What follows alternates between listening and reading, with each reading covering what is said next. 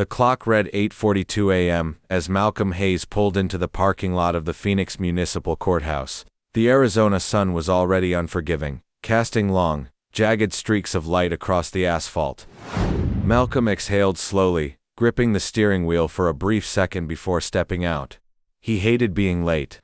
As an assistant U.S. attorney, his world revolved around order, discipline, and control. But today, chaos had taken over. This was supposed to be a simple errand, just another bureaucratic headache. A clerical error had inflated the property tax assessment on the house his grandfather had left him. The city's numbers didn't add up, and Malcolm had spent weeks gathering proof to set the record straight. But as he walked toward the courthouse doors, he had no idea. This morning was about to be anything but simple. But the house was more than just a line item on a tax roll. It was his childhood refuge, the place where he learned discipline, perseverance, and the value of a hard day's work under his grandfather's steady guidance. Dressed in a charcoal gray suit and a crisp white dress shirt, Malcolm still looked the part of the polished prosecutor Evan. If his morning had been anything but smooth, an urgent call about a racketeering case had thrown off his schedule. The defense had filed a last-minute motion to suppress key evidence, and Malcolm couldn't afford to ignore it. He had quickly reviewed the motion, sent his team instructions, and then bolted out the door, cutting it dangerously close. As Malcolm climbed the courthouse steps, his phone buzzed in his pocket. A quick glance revealed a text from his assistant at the U.S. Attorney's office. Judge Holloway has a reputation for being ruthless with latecomers. Tread carefully. Malcolm exhaled sharply and slipped his phone back into his leather briefcase. He wasn't concerned. Facts were his armor, and he was well equipped for battle. Still, something about the message gnawed at him. He ignored the feeling and stepped through the courthouse doors, where the cool blast of air conditioning offered a brief respite from the scorching Arizona heat. The Phoenix Municipal Court was a far cry from the federal courtrooms Malcolm was used to. The walls were a dull off-white, the wooden benches scuffed and worn from years of restless visitors.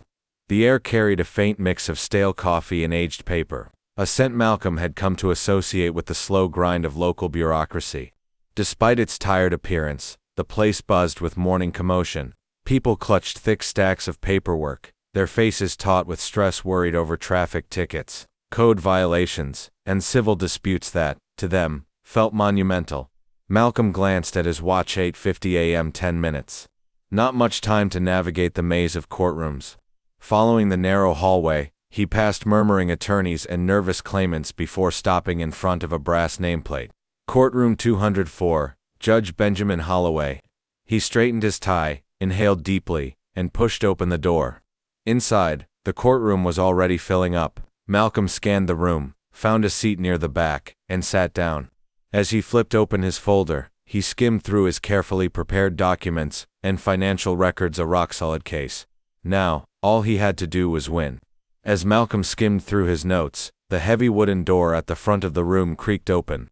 Judge Benjamin Holloway entered, his presence immediately commanding attention. Tall and broad-shouldered, with a neatly trimmed silver beard and piercing gray eyes, he exuded an air of authority that needed no theatrics. His reputation as a strict enforcer of courtroom decorum preceded him, and it was clear he missed nothing as his gaze swept across the room. "All rise," the bailiff announced. The courtroom rustled as people stood. Malcolm followed suit, his posture rigid and composed. As Judge Holloway settled into his chair, an unspoken tension filled the space. He wasted no time, calling cases with meticulous efficiency, his voice even, measured, and utterly detached. Malcolm watched, noting the way the judge dispensed rulings swiftly, showing little patience for unprepared arguments. A middle-aged man in a wrinkled blazer hurried in a few minutes late, slipping quietly into a chair. Not a single glance from the judge. Moments later, a young woman in a faded hoodie and jeans entered, and sat near the back again. No reaction. Malcolm took note. Then, at 9:15 a.m., his name was called. With deliberate calm, he gathered his folder, adjusted his tie, and strode to the podium. His expression remained composed, unshaken by the slight delay. As he approached, Judge Holloway finally looked up, his previously impassive face hardening in an instant. A shift in the air. The quiet murmur in the room seemed to still completely. "You're late, Mr. Hayes." The judge's voice was a blade, sharp and deliberate. "Do you believe the court's time is less valuable than your own?" A quiet sting ran through Malcolm's nerves, but he remained poised. He raised his hand slightly, palms open in a gesture of acknowledgement. Your Honor, I apologize for the delay. I was attending to urgent federal matters. The judge cut him off. Excuses don't justify tardiness, Judge Holloway declared, his voice cold and unwavering. This court runs on order and respect. If you can't adhere to that, perhaps you should reconsider your priorities. A heavy silence settled over the room. Malcolm felt the weight of every gaze on him, but he kept his composure, choosing his next words carefully. Your Honor, I fully understand the importance of punctuality. If I may, I'd like to proceed with my case regarding the property tax reassessment. Judge Holloway lifted a hand, cutting him off with a dismissive wave. We'll get to that. First, we need to address the matter of contempt. Tardiness disrupts the integrity of these proceedings. You are hereby fined $750. The words hit like the sharp crack of a gavel. Malcolm's jaw tightened slightly, but his expression remained neutral. Around him, a ripple of hushed murmurs spread through the room. Your Honor, Malcolm began, his voice calm, deliberate. May I offer an explanation? The judge lifted his gavel, ever so slightly a silent command for silence. You may not. Consider this a lesson in respecting the court. Malcolm exhaled slowly, stepping back as his mind worked quickly to process the moment. This wasn't about a simple late arrival. It was about something more. His gaze flicked toward the other latecomers, the man in the wrinkled blazer, the young woman in the faded hoodie. Both had entered without consequence. No reprimands, no fines. The disparity was glaring, and Malcolm wasn't about to let it slide. Returning to his seat, he opened his folder, but instead of reviewing the property tax documents, he grabbed a blank legal pad. His pen moved swiftly across the page, each stroke more purposeful than the last. Meanwhile, Judge Holloway carried on, his tone steady, unshaken. But Malcolm knew one thing for certain. This was no ordinary morning. Malcolm sat in the back row, his mind a whirlwind of calculations and quiet observations. The courtroom continued in its usual rhythm, but Malcolm couldn't ignore the glaring disparity he had just witnessed. He replayed the moment Judge Holloway handed down the $750 fine, mentally stacking it against the indifference shown to the others who had also arrived late. The young woman near the front, casually scrolling on her phone, had gone unnoticed. The man in the gray blazer, who was now standing at the podium, presenting his case, had clearly walked in after the judge had begun. Yet, the only one who had been called out, penalized, and made an example of was Malcolm. This wasn't just coincidence. Malcolm had seen this pattern before, recognizing it was second nature. His legal instincts kicked in, parsing the situation with cold precision. A fine this steep for tardiness in a municipal court. That wasn't just uncommon, it was punitive. He glanced around, scanning the faces in the room. Some looked away. Others watched, their expressions etched with disbelief, discomfort, or silent curiosity. They had seen it too. But no one was going to speak. They didn't have to. Malcolm would. Next case, Judge Holloway announced, his voice echoing through the chamber. Malcolm's name rang out again. He stood, his movements measured, deliberate, and returned to the podium. The judge's icy stare bore into him, as if daring him to slip. Malcolm met his gaze without hesitation. Your Honor, he began, his voice steady, I have here documentation regarding the erroneous property tax reassessment on my grandfather's home. This property has been in my family for decades, and these new adjustments do not align with the city's standard assessed values. He placed the folder on the podium, flipping it open with deliberate care. Inside, the documents were crisp, the figures neatly highlighted, the supporting photographs laid out with undeniable clarity. Malcolm extended a hand, gesturing toward a specific page, a linchpin in his argument. Now, it was the judge's turn to listen. This document shows the original tax assessment, which remained consistent for 5 years. However, the new adjustment reflects a 30% increase without proper notification or explanation. Judge Holloway leaned back in his chair, his expression unreadable, his air of disinterest palpable. I'll review it in due time, Mr. Hayes, he said, his tone carrying a deliberate edge. However, your tardiness this morning is a matter we cannot overlook. Do you truly believe that the urgency of your federal responsibilities justifies disrespecting this court? Malcolm's expression remained steady. Your Honor, I mean no disrespect, he said, his voice controlled, deliberate. My delay was due to a federal case involving human trafficking, a matter I believe we can all agree requires immediate attention. For a brief moment, something flickered in the judge's narrowed gaze, but his tone didn't waver. Your priorities, however noble, do not excuse breaking the rules. Court procedures exist for a reason. It wasn't just the words that struck Malcolm, it was the underlying dismissal, the unspoken message woven between the lines, his professional integrity, his responsibilities, even his effort to show respect for the system. None of it mattered here. He took a slow breath, allowing the moment to settle before speaking. Your Honor, I understand the importance of rules, Malcolm said, his voice measured. However, I must ask, are these rules applied equally to everyone in this courtroom? A shift passed through the room, subtle but undeniable. Judge Holloway's face tensed, the color in his cheeks darkening. Are you questioning the integrity of this court, Mr. Hayes? Malcolm met the judge's gaze without flinching. I'm asking for clarity, he replied smoothly. Fairness should be upheld not just for myself, but for everyone here. A sharp crack echoed as Judge Holloway's gavel slammed down.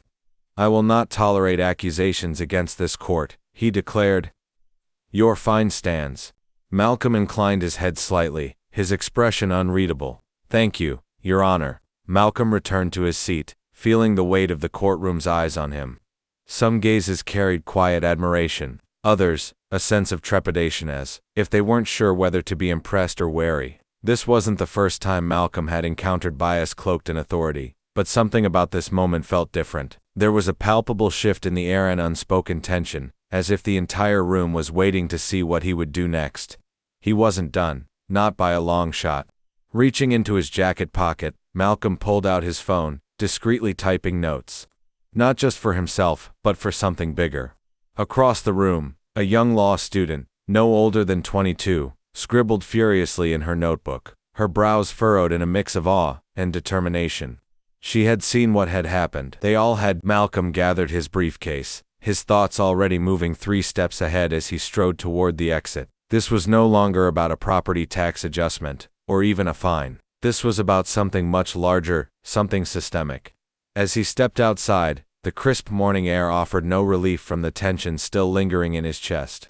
Because this wasn't just an anomaly, it wasn't incidental, it was structural. Back in his car, Malcolm popped open his briefcase, his fingers brushing against the cold metal edges of his badge and credentials.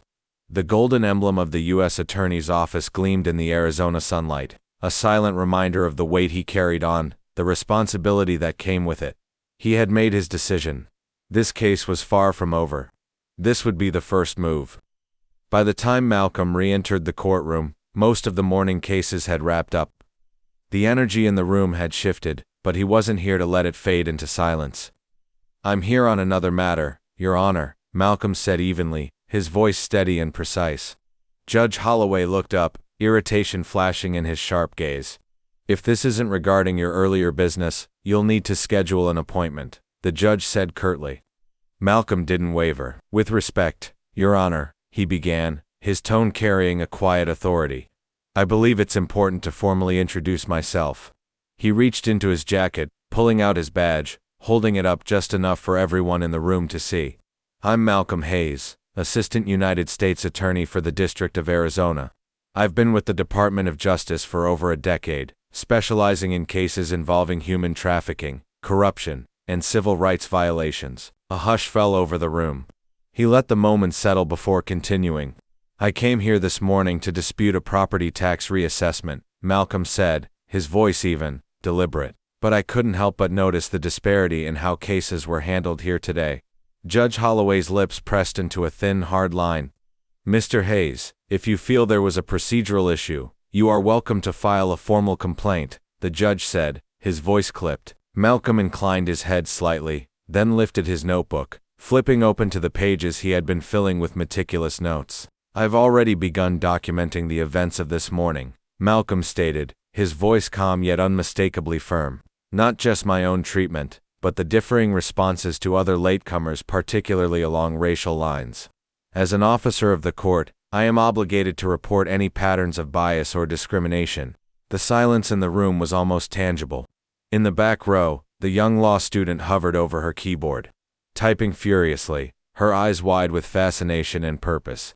The judge cleared his throat, his posture shifting ever so slightly as he attempted to regain control of the room. "This court takes such matters seriously," Judge Holloway said, though his voice carried a noticeable edge. "If you believe there was an error in judgment, I suggest addressing it through the appropriate channels." Malcolm placed his badge and identification on the podium, his movements measured, deliberate. "I intend to, Your Honor," he said, his voice steady, unshaken. "But I also believe this moment presents an opportunity for reflection on how we ensure that legal standards are upheld equally for all." The judge hesitated. A flicker of something unreadable crossed his face. "We will ensure this is addressed properly," Judge Holloway responded, though his tone carried a hint of forced control. Malcolm studied him for half a beat, then simply inclined his head, and he felt it, the weight of every gaze pressing against his back. This moment wasn't just about standing up for himself. It was about challenging a system that too often failed to see its own flaws. Malcolm stepped into the Arizona heat, the dry air sharp against his skin, and pulled out his phone. He began typing a detailed email to his office. Every observation, every interaction, every instance of disparity he had witnessed, meticulously documented. His phone buzzed.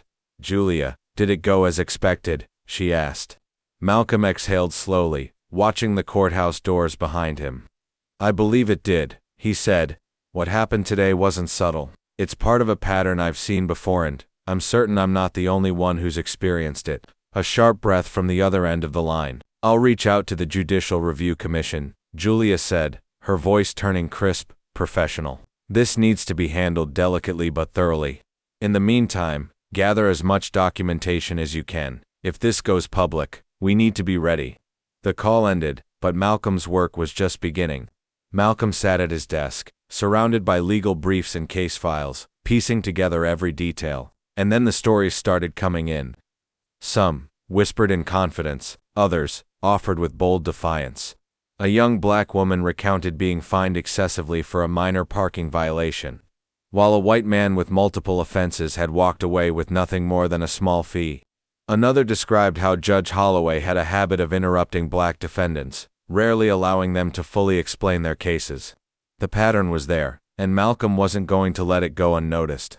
Within days, the Judicial Review Commission launched a formal inquiry. Investigators descended on the courthouse, requesting years of case records, transcripts, and witness statements. A longtime bailiff, one who had watched from the sidelines for years, finally spoke up. "I've been here 15 years, Wilson said, his voice steady, yet laced with something deeper regret. "Maybe. I've seen how the judge treats people differently, depending on who they are. I always knew it wasn't right, but I didn't think there was anything I could do."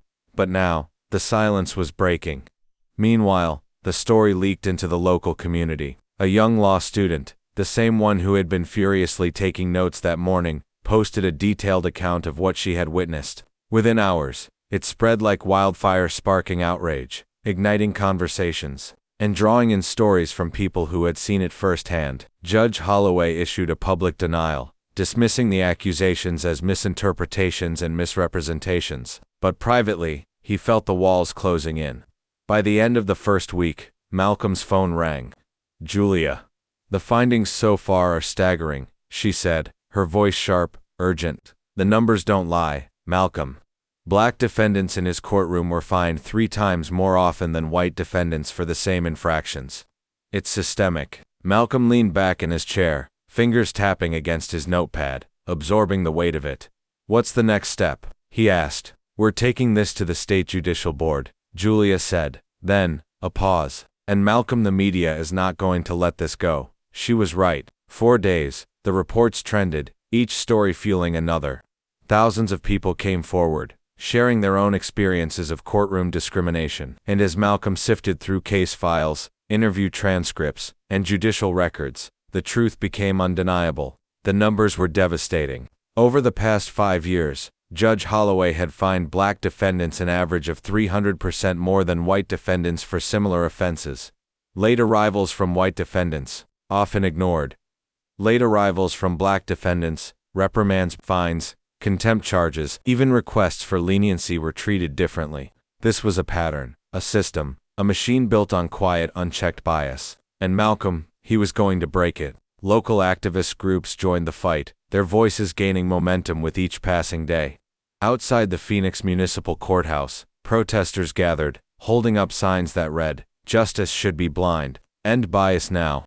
The message was loud, unwavering. Malcolm avoided the public spectacle as much as possible, but he couldn't ignore the significance of what was happening within the courthouse walls. The pressure was mounting.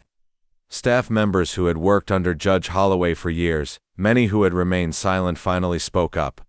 Something had to be done. And now, it was happening.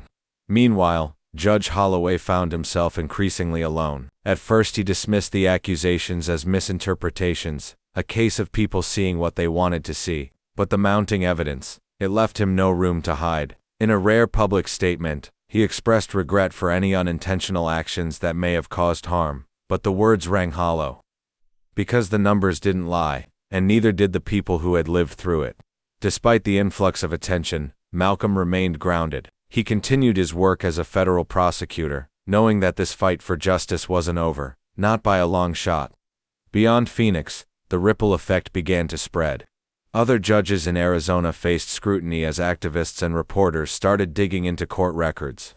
The state's Judicial Oversight Committee announced a broad review of municipal courts, vowing to root out systemic bias wherever it led. By the end of the month, the Judicial Review Commission released its preliminary report. The findings were damning. The implications, undeniable. Judge Holloway's actions weren't isolated. They were part of a larger, deeply embedded problem, and now, that system was finally being exposed. The report was unforgiving in its findings. It called for immediate reforms not just in Judge Holloway's courtroom, but across the municipal court system. To some, Holloway's resignation felt like justice. To others, it was just the beginning, a first step toward healing, but far from enough. For Malcolm, it was a moment of vindication but not celebration, because the resignation. That was the easy part, the real work lay ahead. As reforms took shape, Malcolm found himself in a new position, one he hadn't expected. Law schools, community forums, legal conferences, he was invited to speak, to share what had happened, to educate and inspire. His story resonated, particularly with young lawyers, especially those from underrepresented backgrounds. For them, Malcolm wasn't just a prosecutor. He was proof that the system could be challenged. Change was tangible. Visitors now walked into a different courthouse. A welcome desk stood near the entrance, staffed with people ready to help. Signs in multiple languages directed visitors to resources they hadn't even known existed: payment plans, legal aid, procedural guides, and near the entrance, a plaque had been installed. Equal justice is everyone's right. Judge Holloway was gone. No formal announcement. No press conference. Just an empty seat. And in his place, a younger judge, one with a reputation for fairness. Malcolm sat in the back of the courtroom one afternoon, watching as cases were handled differently now, with care, balance, and a genuine respect for due process. He felt a mix of pride and cautious optimism. Change had begun, but the road ahead, it was still long. The impact stretched beyond the city. Inspired by Malcolm's actions, other communities in Arizona and eventually across the country began reevaluating their own court systems. A new movement was emerging. Not just for Malcolm, but for everyone who had ever sat in a courtroom and wondered if justice would truly be blind. And this time, people weren't going to let it go unanswered. The state judicial review boards took decisive action. Mandatory audits of case outcomes were implemented, with a specific focus on racial and socioeconomic disparities. New oversight committees were formed composed of legal experts, community leaders, and civil rights advocates to monitor judicial conduct and hold courts accountable. Outside the courtroom, the impact reached even further. James Wilson, the veteran bailiff who had served under Judge Holloway, now found himself in a new role. He led bias training sessions for court officers, determined to ensure that the mistakes of the past wouldn't be repeated. At one of his sessions, he stood before a room full of new hires, young men and women eager to serve, but uncertain of what lay ahead. "Our job isn't just to keep order," Wilson told them, his voice firm. "It's to ensure that everyone who steps into this courtroom is treated with dignity." His gaze swept across the room. "If you see something wrong, you speak up." He paused. "Silence is complicity." Meanwhile, at the local law school, the ripple effect continued to grow. Mrs. Thompson, the law professor who had encouraged her students to observe court proceedings, now found her classroom filled with impassioned discussions. Students pushed harder, asked bigger questions, and wanted to know how they could make a real difference. One afternoon, after class, a young woman approached Malcolm with a notebook filled with ideas for judicial reform. She hesitated before asking, "What do you think is the most important thing we can do to make the system fairer?" Malcolm considered it. Then, he spoke. "Listen," he said simply. "Listen to each other, to the people who come through our courts, to those who are too afraid to speak up." His eyes met hers. Listening is where real change begins. Of course, change never came without resistance. Some judges and attorneys bristled at the increased oversight, others saw it as long overdue. But one thing was clear: there was no turning back. One morning, months after it all began, Malcolm returned to the Phoenix Municipal Courthouse on unrelated business, and that's when he saw him. The older man, the one Malcolm had met that first morning, the one who had watched in silence as the fine was handed down unfairly. This time, the man approached him. His voice was quiet but certain. "Thank you, Mr. Hayes." And in that moment, Malcolm knew this fight had been worth it. The older man's voice was thick with emotion. "I've been coming here for 40 years, he said. "I've seen so much injustice. So many times, I wanted to say something. But I never thought I'd see the day when someone finally said, 'Enough.'" His gaze met Malcolm's, steady and filled with something deeper than gratitude. "Thank you for giving us hope." One morning, Malcolm sat in his office, flipping through case files when an envelope caught his eye. It wasn't an official notice, no return address from a courthouse or legal institution, just a simple letter. Inside, the words hit him harder than he expected. It was from a young public defender in Chicago. She had read about his story. She had been inspired to start her own investigation into biases in her local courts. At the bottom of the letter, in neat, deliberate handwriting, she had written, "Because of you, I know change is possible." Months had passed. Now, Malcolm stood before a sea of faces, the air thick with anticipation. The crowd, judges, attorneys, clerks, activists, and everyday citizens gathered for a moment that carried the weight of countless battles fought in silence. He stepped up to the podium, the newly unveiled Judicial Ethics Center standing as a testament to the cause he had championed. A deep breath, steady, measured. Then, he spoke. "Justice isn't just about laws," his voice rang out. "It's about the people who walk through our courtroom doors. It's about fairness, dignity, respect, and most of all, it's about ensuring that justice sees no name, no wealth, no privilege, only the truth." A hush settled over the room, thick and full of meaning. Then, the applause came, thunderous, unwavering, undeniable. Malcolm exhaled. He knew this wasn't the end. The road ahead would still be long, still be hard.